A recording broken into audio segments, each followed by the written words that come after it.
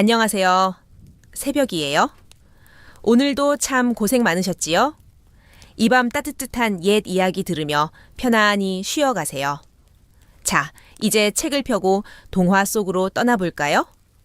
구독과 좋아요로 응원해주세요. 모두 좋은 꿈 꾸시길 바랍니다. 그럼 이제 이야기를 시작합니다.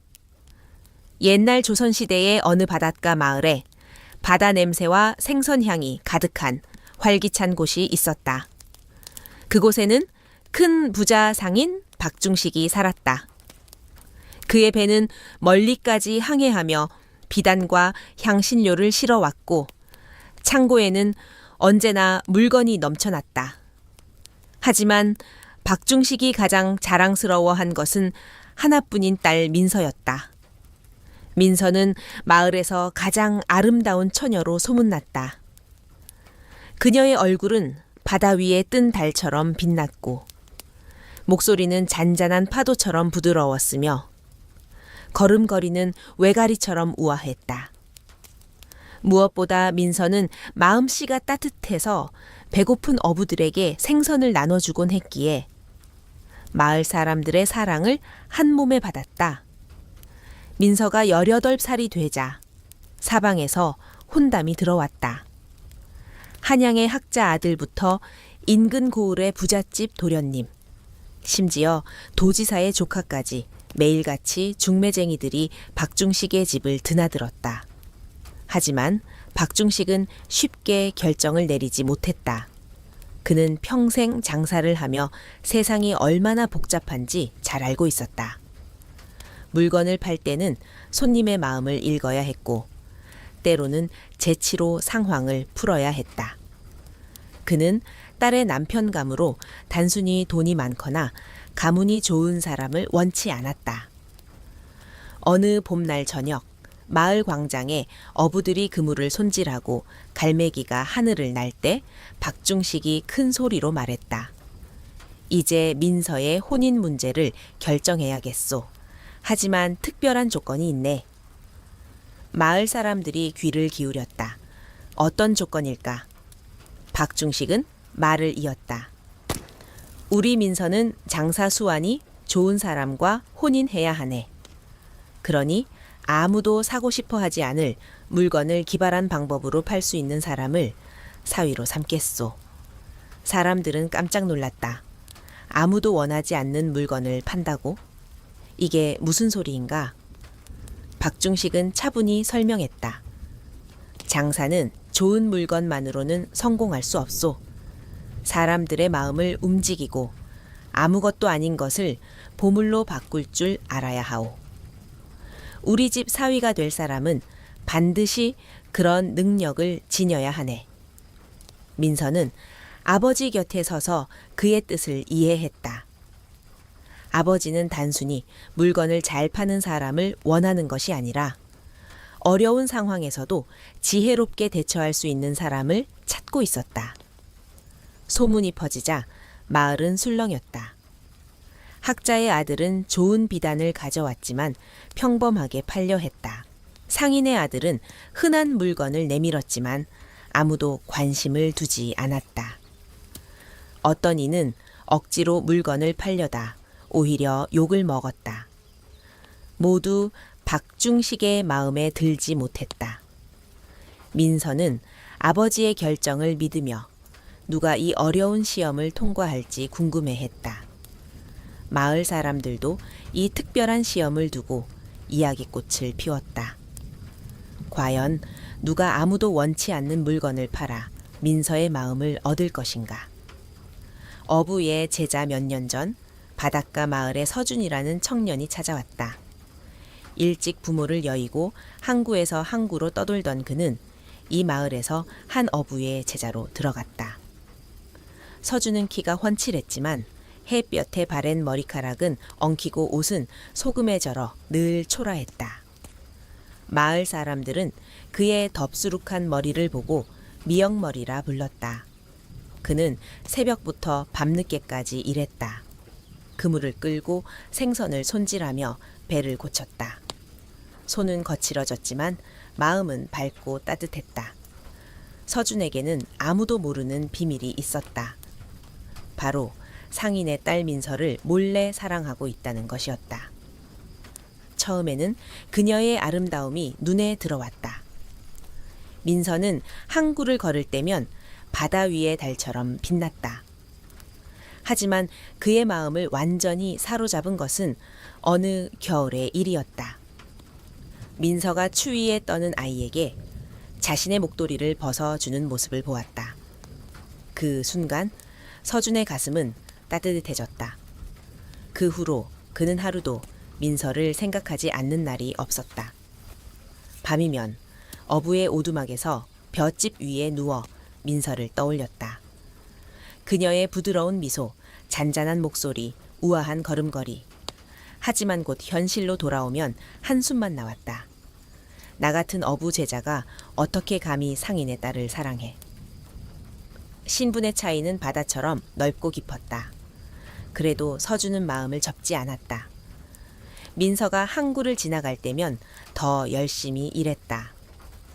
깊이 허리를 숙여 인사했고 그녀가 좋아할 만한 조개 껍데기를 몰래 문 앞에 놓아두었다. 민서는 서준의 성실함을 알아보았다. 시장에서 그를 지나치며 가끔 말했다. 오늘도 수고 많네, 서준아. 그럴 때마다 서준의 가슴은 뛰었다. 하지만 곧 더 큰 절망이 밀려왔다. 그녀의 친절은 그저 친절일 뿐 사랑과는 달랐다. 그래도 서준은 포기하지 않았다. 민서가 있는 곳이면 어디든 눈이 갔다. 그녀가 시장에서 어부들에게 생선을 나눠주는 모습을 볼 때면 마음이 더 깊어졌다. 서준은 마을에서 재치 있는 사람으로 알려져 있었다. 어부들과 함께 있을 때면 재미난 이야기를 지어내 모두를 웃게 했다. 그는 머리가 좋았고 어려운 상황에서도 기발한 생각을 해냈다. 하지만 민서의 대한 마음은 늘 무겁게 짓눌렀다. 내가 아무리 똑똑해도 신분이 낮은데 무슨 소용인가?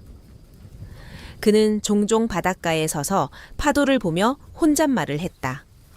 그래도 민서를 향한 마음은 점점 더 커졌다. 민서도 서준을 눈여겨보았다. 그는 다른 이들과 달리 묵묵히 일하며 누구에게도 해를 끼치지 않았다. 그녀는 서준이 조개 껍데기를 문 앞에 놓는 걸 알고 있었다. 저를 좋아하는 걸까? 민서는 가끔 그런 생각을 했지만 곧 고개를 저었다. 신분의 벽은 너무 높았다. 그래도 서준의 성실한 모습은 그녀 마음에 따뜻한 흔적을 남겼다. 서준은 그런 민서의 작은 관심에도 힘을 얻었다. 그의 사랑은 점점 더 단단해졌다. 하지만 그 사랑을 입 밖으로 꺼낼 용기는 아직 없었다. 마을의 시험 소식이 들려오기 전까지는 그저 멀리서 바라보는 것만으로 만족해야 했다. 행동을 결심하다 박중식의 시험 소식이 마을에 퍼지자 여러 청년들이 도전했다. 학자의 아들은 좋은 비단을 내놓았지만 평범하게 팔려다 실패했다. 상인의 아들은 흔한 물건을 들고 나왔지만 아무도 관심을 두지 않았다. 어떤 이는 억지로 물건을 팔려다 마을 사람들의 비웃음만 샀다. 모두 박중식의 마음에 들지 못했다. 서준은 이 소식을 듣고 가슴이 뛰었다. 이건 내게 온 기회야. 하지만 곧 두려움이 밀려왔다. 실패하면 마을에서 쫓겨날 수도 있었다. 어부의 제자가 감히 상인의 딸을 넘보다니 모두가 그를 비웃을 터였다. 며칠 동안 서준은 바닷가에서 홀로 걸었다. 파도가 치는 소리가 그의 생각과 뒤섞였다. 나 같은 하찮은 제자가 민서를 사랑한다고 나서다니 터무니없는 일 아닌가. 그는 마음이 흔들렸다. 실패하면 지금껏 쌓아온 삶이 무너질지도 몰랐다. 하지만 민서를 생각하면 마음이 다시 뜨거워졌다. 그녀의 따뜻한 미소, 부드러운 말투, 착한 마음씨. 이 기회를 놓치면 평생 후회할 거야. 서준은 이를 악물었다. 서준은 마을에서 재치 있는 청년으로 알려져 있었다. 어부들과 함께 있을 때면 재미난 이야기를 지어내 모두를 즐겁게 했다. 그는 어려운 상황에서도 기발한 생각을 해내곤 했다. 내가 정말로 할 수 있을까? 그는 스스로에게 물었다. 하지만 민서를 향한 사랑이 그를 움직였다. 그녀를 위해라면 어떤 위험도 감수할 수 있었다. 그는 밤마다 오두막에서 잠을 이루지 못하고 어떻게 시험에 나설지 고민했다. 어느 날 저녁, 박중식과 그의 부인 한씨가 대청마루에서 밥을 먹고 있을 때 서준은 마당에 나가 정중히 절을 했다. 나으리, 소인이 시험에 도전하고 싶습니다. 박중식은 깜짝 놀랐다. 그동안 묵묵히 일만 하던 제자가 갑자기 나선 것이다. 그는 서준의 초라한 옷을 위아래로 훑으며 웃었다.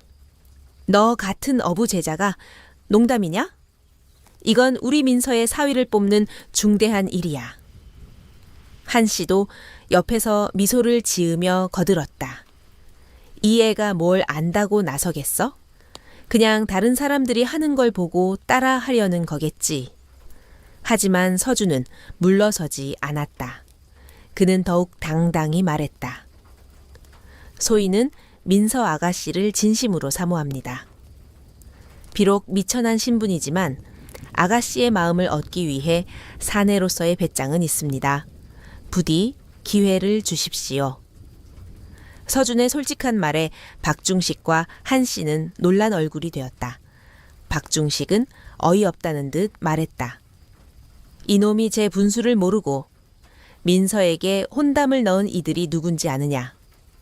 한양의 학자 아들, 큰 상인집 도련님들인데 네가 감히. 그때 한씨는 서준의 뻔뻔한 말에 흥미를 느꼈다. 어머, 이 애가 정말로? 그녀는 서준을 바라보며 말했다. 어부 제자가 상인의 딸을 사랑한다고 당당히 말하다니 배짱 하나는 대단하구나. 한씨는 남편을 보며 재미있다는 표정을 지었다. 여보, 한번 보세요. 무슨 용기로 이런 말을 하는지 궁금하지 않아요? 다른 양반 도련님들은 다 실패했는데 이 제자가 뭘 할지 보고 싶네요. 박중식은 여전히 못마땅했지만 부인의 말에 반대할 이유도 없었다. 그는 속으로 생각했다. 설마 이 제자가 성공할 리 있겠어? 결국 그는 허락했다. 좋다, 한번 해보거라. 하지만 실패하면 이 마을을 떠나야 할 거야. 서준의 눈에는 굳은 의지가 담겨 있었다. 창문 뒤에서 이 모습을 몰래 지켜본 민서는 놀랐다. 평소 조용하던 서준이 이런 용기를 낼 줄 몰랐기 때문이다. 그녀의 마음은 살짝 흔들렸다. 기발한 판매 서준은 며칠 동안 마을을 다니며 사람들을 관찰했다.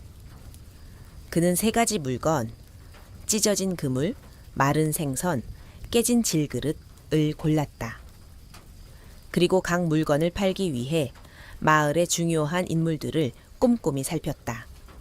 그는 그들의 마음을 읽고 그들이 무엇을 원하는지 알아내는 데 시간을 들였다. 다음 날 아침 서준은 박중식과 한씨 부인 그리고 민서 앞에 섰다. 손에는 낡은 자루가 들려 있었다. 박중식은 코웃음을 쳤다. 그런 쓰레기 같은 물건을 누가 사겠나? 서준은 자신만만하게 미소 지었다. 지켜보십시오, 나으리. 먼저 서준은 마을 원로 강 노인을 찾아갔다. 강 노인은 학식이 높아 존경받았지만 자신의 명성을 유지하려는 욕심이 있었다. 서준은 그가 마을 아이들에게 덕을 가르치며 자신의 이름을 남기고 싶어 한다는 것을 눈치챘다. 강 노인의 집 앞에서 서준은 깊이 절을 했다. 오 언로님, 안녕하십니까? 강 노인이 물었다. 자네가 여긴 무슨 일로 왔나? 서준은 찢어진 그물을 꺼냈다. 이 그물을 팔기 위해 왔습니다. 강 노인은 눈썹을 치켰다. 그런 낡은 그물이 무슨 소용이 있나? 서준은 차분히 말했다.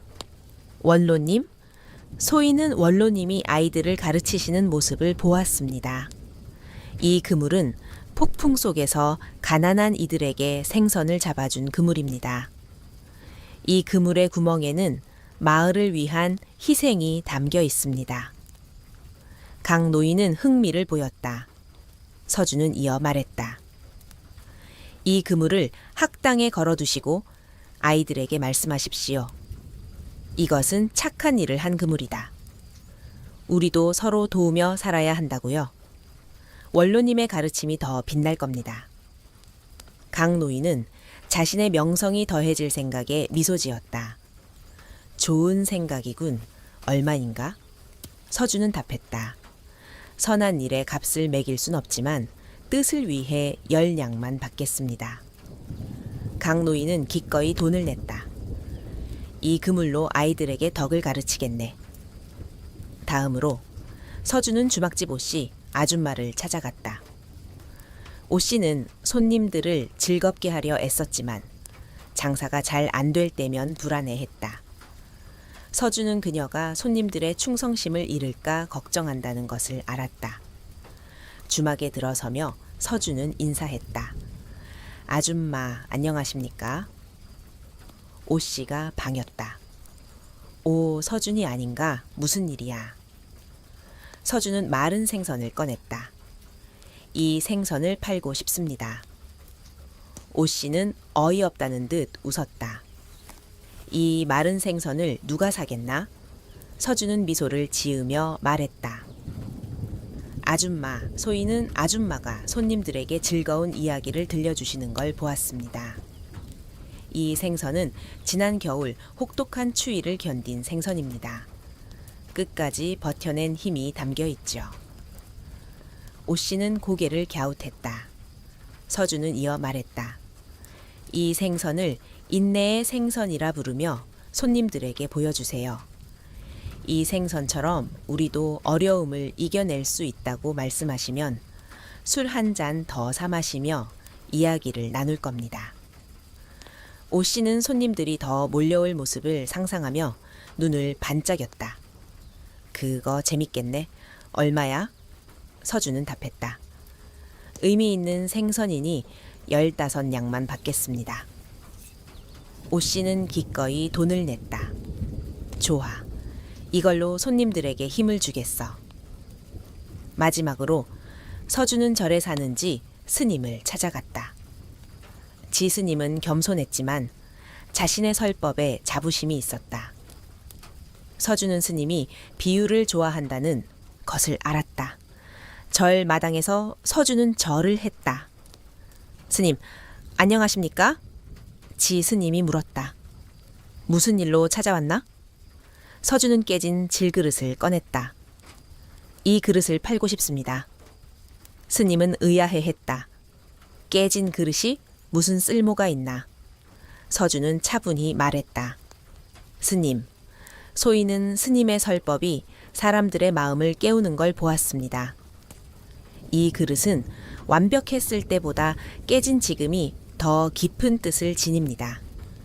깨진 모습은 삶의 불완전함을 보여줍니다. 스님은 귀를 기울였다. 서준은 이어 말했다. 이 그릇을 설법에 보여주시며 말씀하세요. 깨진 것에서 진정한 아름다움을 찾을 수 있다. 부처님도 고난을 통해 깨달음을 얻으셨다고요. 사람들에게 겸손을 가르칠 수 있을 겁니다. 지 스님은 감탄했다. 깊은 뜻이 있군. 얼마인가? 서준은 답했다. 스님의 가르침을 위해 20냥만 받겠습니다. 스님은 돈을 내주었다. 이 그릇으로 더 많은 이들을 깨우겠네. 박중식과 한씨 그리고 민서는 뒤에서 이 모든 걸 지켜보았다. 그들은 놀랐다. 서준은 단순히 물건을 판 것이 아니라 사람들의 마음을 읽고 신뢰를 얻어 물건에 새로운 가치를 부여했다. 서준은 45양을 들고 돌아와 절을 했다. 약속을 지켰습니다, 나으리. 결혼과 전설 박중식은 서준이 45양을 내밀며 절하는 모습을 보고 말을 잃었다. 그 어떤 양반집 도련님도 해내지 못한 일을 이 어부 제자가 해낸 것이었다. 서준은 물건을 판 것뿐 아니라 사람들의 마음을 읽고 새로운 가치를 만들어냈다. 박중식은 한참 동안 서준을 바라보았다. 처음에는 어이없었지만 곧 그의 눈에 감탄의 빛이 스며들었다. 한씨 부인은 손뼉을 치며 웃었다. 여보, 이애 정말 대단해요. 이런 재치라면 우리 장사에 큰 도움이 될 거예요. 민서는 서준의 진심과 영리함에 마음이 흔들렸다. 그녀의 뺨이 살짝 붉어졌다. 박중식은 마음을 굳혔다. 그는 서준에게 물었다. 너는 정말 우리 민서를 사랑하느냐? 서준은 민서의 눈을 바라보며 진심을 담아 답했다. 예, 나으리. 지난 3년 동안 아가씨의 착한 마음과 아름다움의 마음을 빼앗겼습니다. 민서는 그의 당당한 모습에 가슴이 뛰었다. 평소 성실하던 서준이 자신을 이렇게 깊이 사랑했다는 사실에 놀랍고 기뻤다. 박중식은 고개를 끄덕였다.